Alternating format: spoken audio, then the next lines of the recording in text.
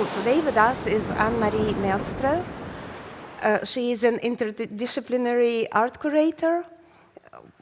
She works with initiatives that claim for climate and environmental justice. Anne-Marie is also a big lover of the sea and the ocean. She is the CEO and the founder of Artport Making Waves. All the interventions they do, they are related to the sea and to the ocean. Today, Anne-Marie will explain us, try to answer the question of how interdisciplinary art projects can raise the awareness, can do a change in society and in our behavior. Please. Thank you, Tatiana, also for the invitation.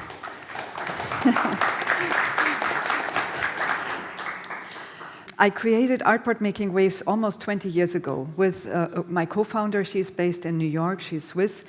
And we started at a time where nobody in the arts was talking about climate change or ocean protection, but also where scientists didn't believe in that art could be a good mediator in between science and civil society. So it was really difficult and challenging at the beginning to create this kind of movement and getting people on board, getting funders and collaborators on board. But now, almost 20 years later, well, we started in 2005, even though officially 2006. Now, 20 years later, so much has happened, and you know that. I mean, we heard our colleagues in the morning speaking about how blue economy and how ocean protection has been becoming a topic in the scientists, in the scientific and the artistic, and also the economic world. So that's all, I think, very good. Development. I would like to speak, because we started with Artport Making Waves rather at the intersection of art, science, education regarding climate change. And from the art world, like collectors I had been working with, we heard the feedback, oh, this is populistic. And the scientists said, art and sciences, well, what is art? This is not serious enough. That was 20 years ago. The UN didn't understand what contemporary art exhibitions were. So 2009, we got a commission by UN-related organizations to create and curate an exhibition about women, or gender and climate change in 2009 for COP15 in Copenhagen. And they were expecting us to put movable walls with some photographs on it. So we have been talking about this with another artist earlier. And so that was not what was happening. We invited artists to do performances in their countries, for example, in Benin. And we invited people from New York who were talking about rising sea levels in New York, etc. So then they understood what contemporary art really could engage with and could also transmit. Because for us, art, like somebody mentioned in the morning, is for us, it's a bridge builder. It's like a mediator. It's a translator. We don't use art. We don't use or instrumentalize the artist. That's something which we heard a lot in the at the beginning, in the morning of our activities. But we invite people who really want to work with us on creating awareness, obviously, but from creating awareness and sensitization at the beginning, we really moved into creating action. So ocean action, climate action, this is something really important for us. But I would like to talk about something specific right now, about We Are Ocean, the global program We Are Ocean, which I launched in 2019. And since the beginning, we have been part of the UN Ocean Decade. You know, the UN Decade of Ocean Science for Sustainable Development, 2021 to 2030, a very long name. We got the official endorsement in 2021, but we were already part of the preparatory phase before that. I started that after, this is what I talked about. We have nonprofits in several countries. That's maybe important as well. And now I start with We Are Ocean, finally. Because the question is, how can interdisciplinary art projects activate societal change? And for us, it was always important, the goal. So the goal is, why do we do that with We Are Ocean? We want to create ocean literacy for a better health of the ocean and our planet. So for us, the first goal is not to create nice art exhibitions who talk about something, but we really want to create change in society by bringing different stakeholders together. So the artists are important, but also the scientists and also the policymakers and the architects and the designers. So for us, the word interdisciplinary is really important. And first, we started with Berlin, Marseille, and Venice. It was actually created, We Are Ocean Global Program was created as a series of 3 projects only. And then in Berlin, we suddenly had 25 partner organizations on board. We had a big budget because I always was asking for tiny sums, and suddenly we had 120,000 euros together, and we said, okay, this seems to be a topic where a lot of people want to work on. So we continued. We applied with UNESCO for the whole decade endorsement. And then we continued in Vancouver. Then we brought together Jakarta, Venice, Stockholm, but this was rather a smaller collaboration. Then we did something at COP26 in Glasgow, working there together with an artist duo Into the Oceanic from Edinburgh and with the Glasgow School of Arts, so we worked there with students.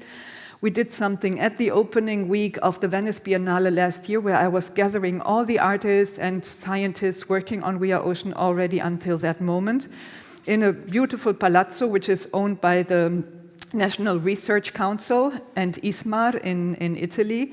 They gave that palace to us almost for free, and we had the possibility to really gather all the different participants of the program and to give them a stage or a voice. And well, we produced already We Are Ocean Honduras last year, We Are Ocean Residency, we did the German and the Dutch part.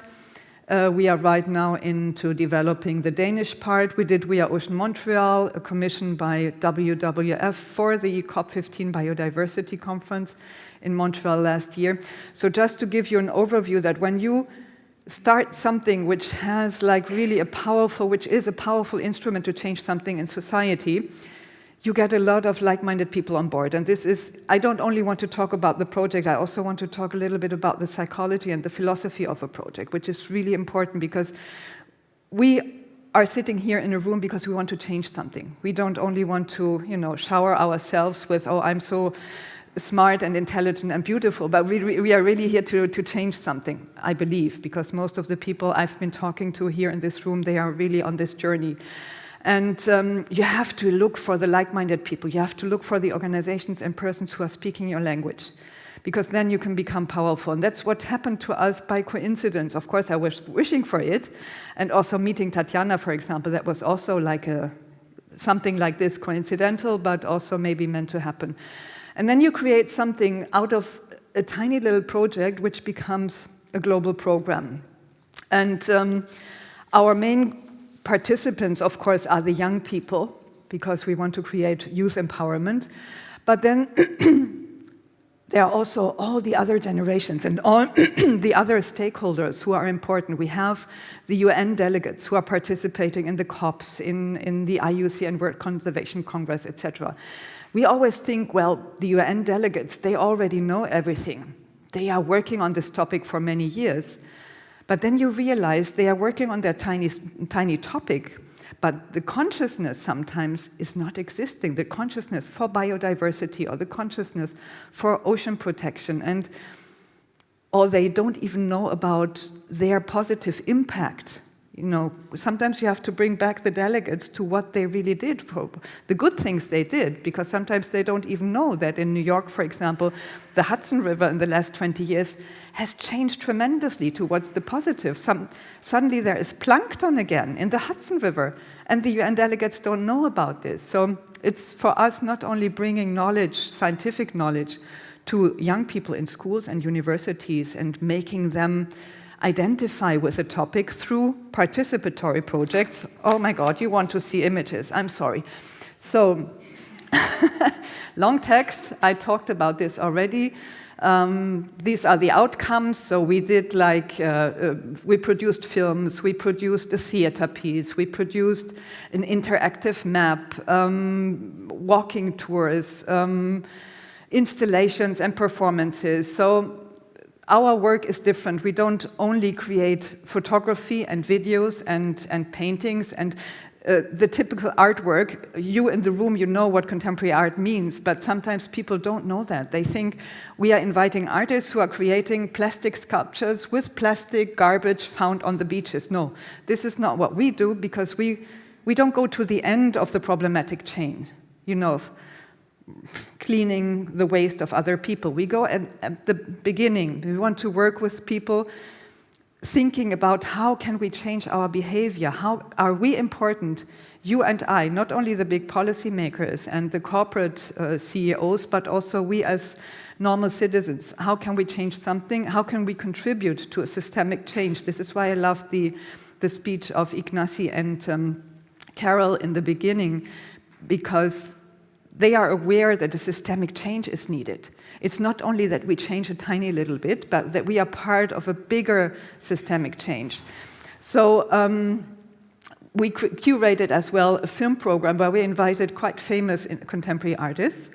And this program we showed all over the place, like in different conferences, on schools and universities, etc. And it's important to see how famous artists are working on the topic as well in a serious way.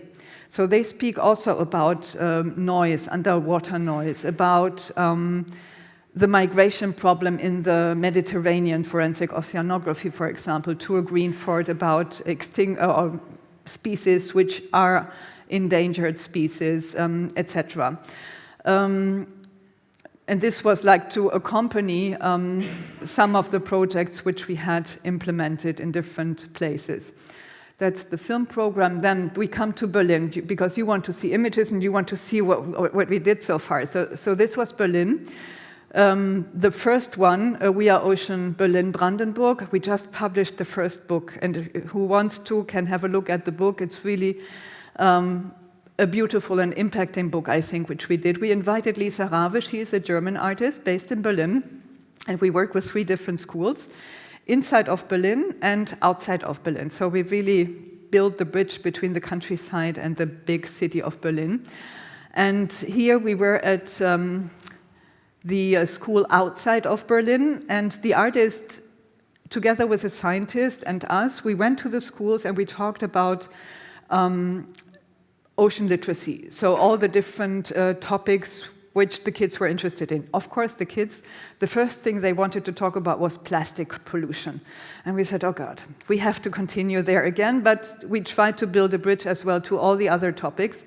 And the artist said, I want to create a film with them. So not creating an artistic video done by herself, but in collaboration with all the different students. We had like almost 100 students. So they became creators, producers, actors, and they also came up with the ideas, what they wanted to present. Here we had the, you can watch the film online. I will give you the link afterwards. And then from the workshops and the production of the film, we gave them a stage in an international marine conference. It was the Marine Regions Forum in Berlin, which was organized by the Institute for Advanced Sustainability Studies. So we brought all the kids to this conference where they were confronted with 250 experts, ocean experts, marine experts from all over the world.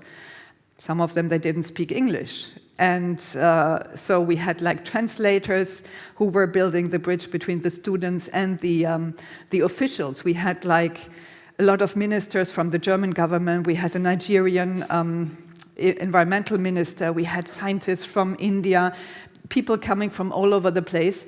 And they presented, or we launched the film they had co-produced there. So they were extremely proud. And they understood that they have power. It's not only that they did a nice project where they did a nice artwork together with the artists, but that they also had the possibility to talk to those international influencers, all those experts, and try to understand each other. So the big international figures understood what is at stake for the kids, and the kids understood that there's a world outside of their tiny little world which is working on ocean protection and how they could be part of that. That's a performance which we did with another group of school students in the Futurium, which is a new museum in Berlin, which was just opened like a month before we did that. So we were one of the first societal projects, citizen science projects, if you want to name it like this. And you see how the kids are like totally into that, and they were able to talk about what they were doing and or what they have been doing in this project. And they were really coming from difficult backgrounds. I mean, it's not like privileged kids who go to schools and parents take them on vacation or some of them, they have never seen the sea or the ocean. And Berlin is not so far away from a sea. And they didn't know, they said, well, I'm stupid, I don't know what to do, I'm not creative, I have no idea. And after the program, after the project, they said, oh, I know something, I'm powerful, I'm even able now to present my work. They were invited to create something individual as well, in front of the group. And this is youth empowerment at its best, I think. That was like, we had gathered here in this fishbowl discussion important politicians from Germany, like a super famous marine scientist, Antje Boetius. She is running the Alfred Wegener Institute in Germany, in Bremerhaven, a super famous and important Arctic marine biologist. And the room was full, the space was fully packed with audience. So this is like really giving empowerment to the young people. Yeah, that was the group picture afterwards. That was a workshop related to the project. That was Via Ocean Marseille, where the French artist Marc Johnson created a theater piece with smaller kids between 6 and 8 in Marseille. And they were invited to create their own masks and to do their performances, to speak about what they see in the ocean, in the sea, and they are close to the sea. So we invited them as well to rediscover their coastal lines, and they came back with tiny little artifacts and told their story. And they said, I want my father to, because they were a little bit more privileged, so some dads had like boats, motorboats, and they said, I want to convince my parents to get rid of the motorboat. And then I visited the school 1 year later. This was part of Manifesta some years ago, and then the next year it was part of the IUCN World Conservation Congress. And I presented their film to them in the school. And I asked the little boy, so did you convince your parents? He said, yes, they just sold it 2 months ago. So I think this is only a tiny little bit, because people always want to hear what is the impact of your project. We can give numbers that we have been working with 80,000 young people, that we have had like millions of visitors and how do you say that, accumulated audience, you name it. And you know, the places where we have been doing projects. So I can give you all those numbers. They are, of course, they are impacting, but the real impact, what is it? Do people change their behavior? Do people change at least their thinking? Yes, we did that, but for that, then you need a lot of money and to do an evaluation over decades. And I think in our cultural programs, that's still a little bit challenging. But we can go for that. Long term, we have to think about a strategy, how to measure the impact better. So this is what they did. They did drawings, how they see the ocean, what they want to change, what are the monsters. Then they converted into creatures, identifying themselves with fish, etc. And that was during COVID. So we wanted to do the theater piece in the amphitheater in Marseille. And the same day, the French government forbid school children to leave their school. So we had to do the theater piece in the school. That was panel discussion, a fishbowl panel discussion, which we organized as part of the project on the beach, together with different partners in Marseille. This is amazing. It was like a day on evening where like a partner organization did, like every Wednesday in summer, they do like a screening of films. And they invited us, Surfrider Foundation, they invited us to co-create something. So we did the screening of our curated film program and the fishbowl discussion with the artist, me, the curator, and then two scientists and the director of the Camargo Foundation in Cassis. And it looks like a painting, but it was for real. It was so beautiful, and people were really engaged in the discussion, the audience, I mean.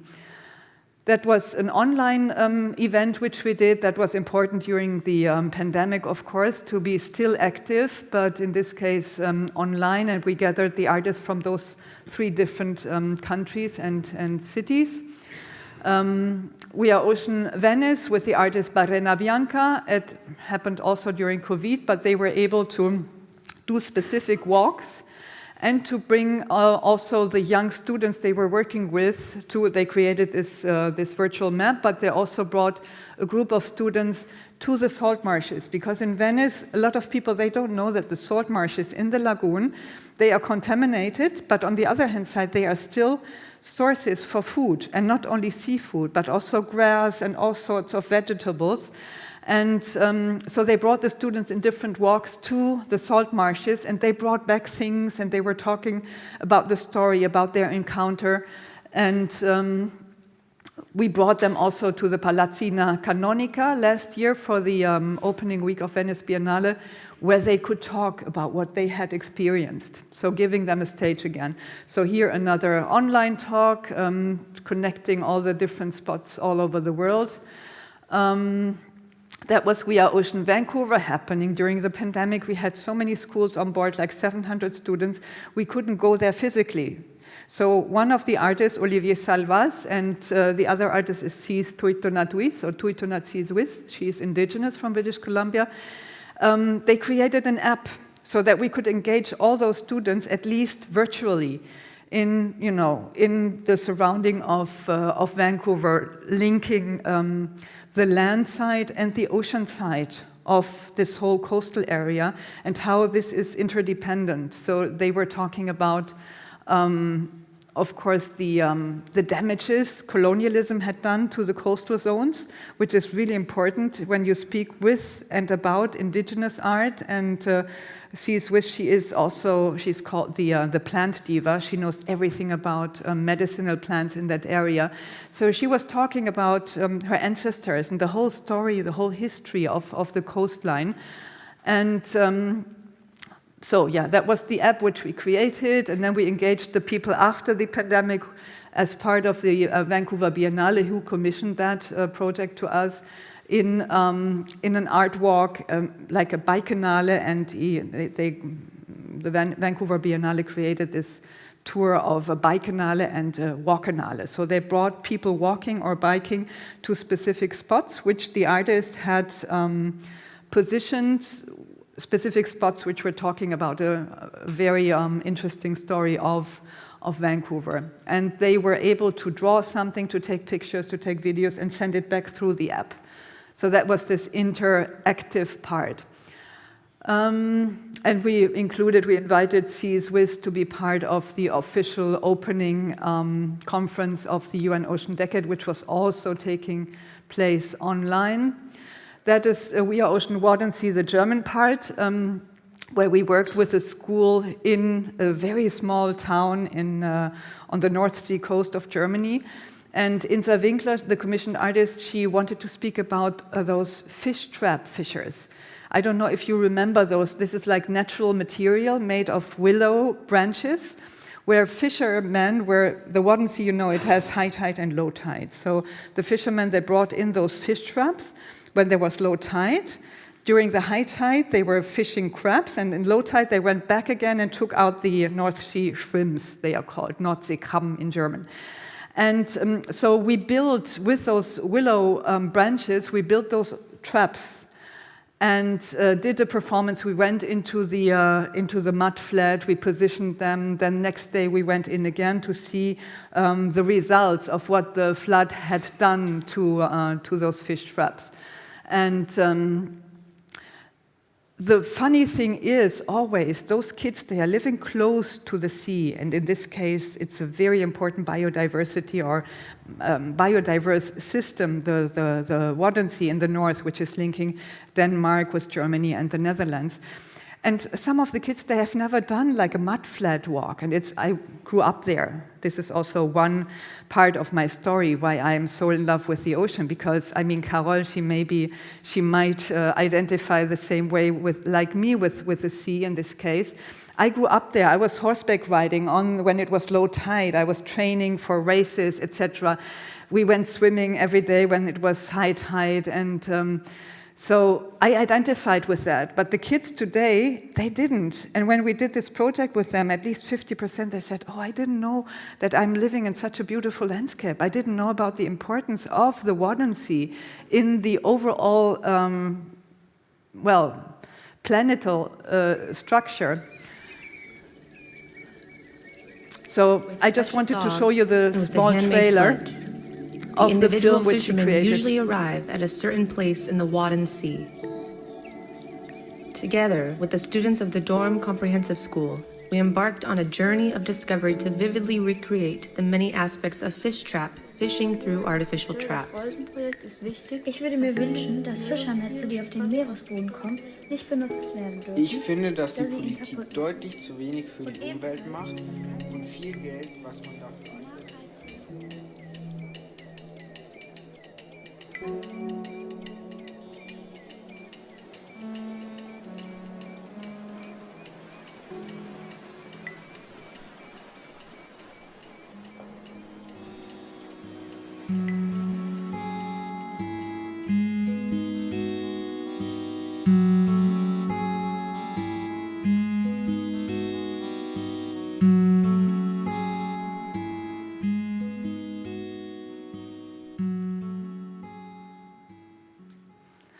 That's the short trailer to the longer film which she created. So you can watch the longer film on our YouTube channel. Since it is a trilateral program, Germany, Netherlands, and Denmark, we already did last year also the Dutch part with an Ukrainian artist and a co-curator there, Anastasia Loginova. And they worked more with the senses, so they brought different school groups into the Wadden Sea on an island, but also on the continental coast. And what we did then, the Danish project is happening this year.